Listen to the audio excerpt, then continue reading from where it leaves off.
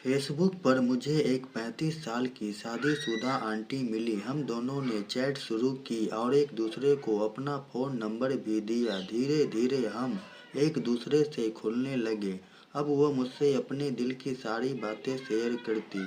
अब हम दोनों एक दूसरे से इतने खुल चुके थे जैसे दोनों पति पत्नी हो। एक दिन उसका फ़ोन आया कि क्या मैं आज उसके घर आ सकता हूँ। मैंने पूछा क्यों, घर पर कोई नहीं है क्या? उसने कहा नहीं, सभी बुआ की बेटी की शादी में गए हैं।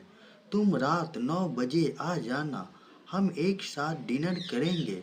आज मैं पहली बार उसके घर गया था।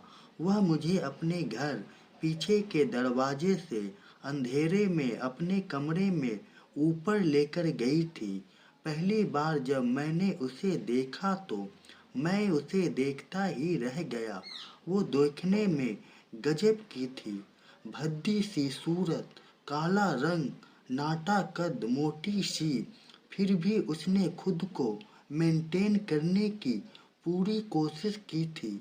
चेहरे पर लाल रंग की लिपस्टिक, ढेर सारा मेकअप, लाल रंग की जालीदार साड़ी पहने वह मेरे करीब आकर बैठी, मुझसे थोड़ी बातें की और फिर मेरा हाथ पकड़कर डाइनिंग टेबल पर मुझे डिनर कराया।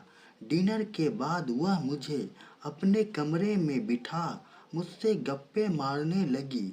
वह एक अच्छा माहौल पैदा करने की पूरी कोशिश कर रही थी, पर मुझे कुछ भी अच्छा नहीं लग रहा था। मुझे उस पर दया भी आ रही थी। मैं वहां से जाना चाहता था। शायद वह भी इस बात को समझ रही थी। फिर अचानक ही मुझे नशा छाने लगा और मैंने देखा उसके चेहरे पर मंद मंद मुस्कान थी।